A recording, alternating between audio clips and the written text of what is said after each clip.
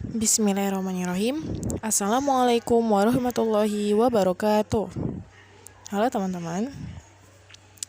Baiklah, di video kali ini saya ingin berbagi tentang jurnal yang baru saja saya baca mengenai pendidikan sains berbasis agama untuk membangun hidup sehat, yang ditulis oleh Abu Darda tahun 2016 di jurnal At-Ta'dib volume 2 nomor 2 halaman 660 sampai 778.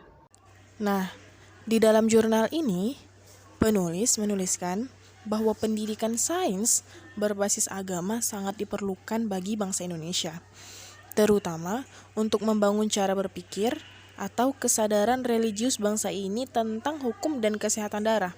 Nah, mengapa harus darah? Sebab pada faktanya terdapat kebiasaan sebagian masyarakat yang mengonsumsi darah.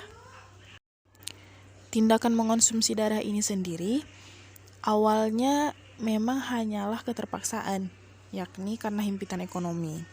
Akan tetapi, selanjutnya berubah menjadi mindset atau pola pikir dan kebiasaan buruk, terutama dari kalangan ekonomi lemah.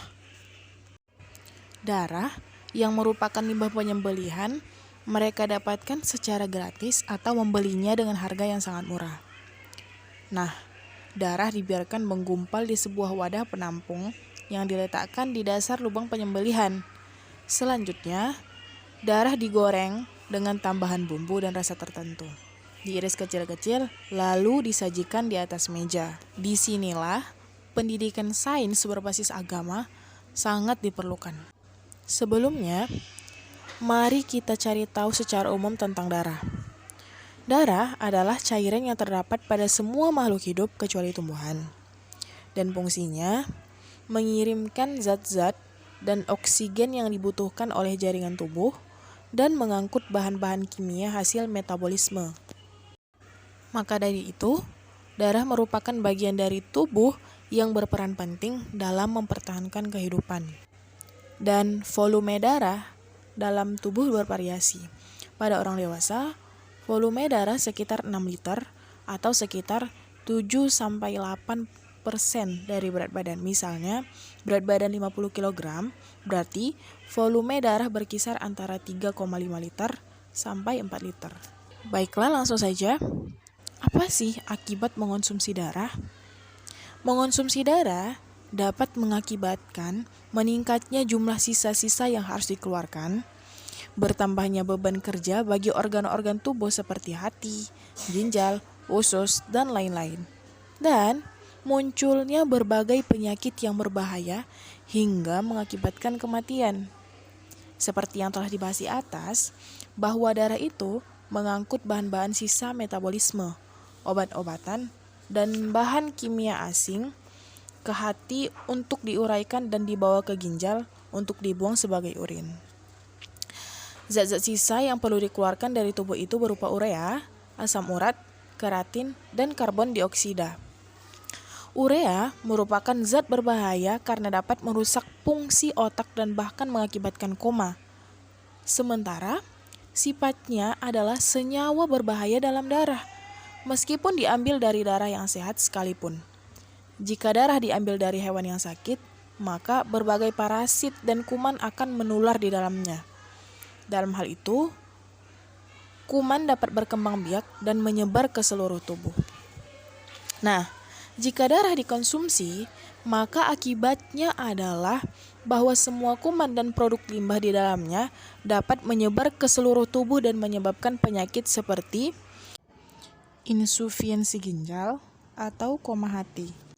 Terkait dengan darah, Al-Quran telah menegaskan keharamannya sebagaimana yang tercantum di dalam surah Al-Baqarah ayat 173.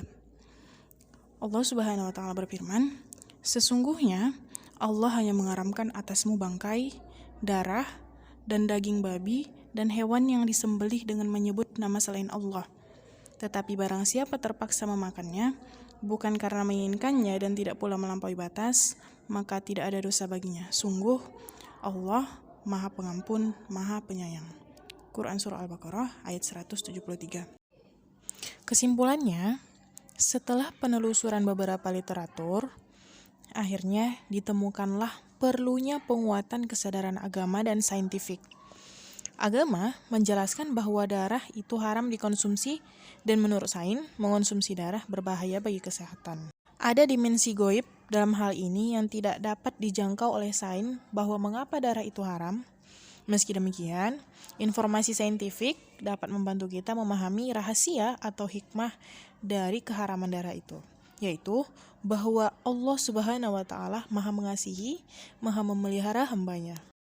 Nilai-nilai agama dan saintifik di atas dapat dijaga dan diwariskan kepada masyarakat dan generasi masa depan sebagai peranan konservatif pendidikan sains berbasis agama. Dan kita perlu berpikir dan mengevaluasi posisi darah dalam kehidupan, memilah dan memilih mana yang halal dan mana yang haram, mana yang baik dan mana yang buruk untuk dikonsumsi. Walhasil, warga didik juga perlu berpikir merancang makanan masa depan berbasis halalan thayyiban. Inilah peranan kreatif inovatif. Wallahu a'lam bishawab. Oke, mungkin cukup sekian yang dapat saya sampaikan. Semoga bermanfaat. Assalamualaikum warahmatullahi wabarakatuh.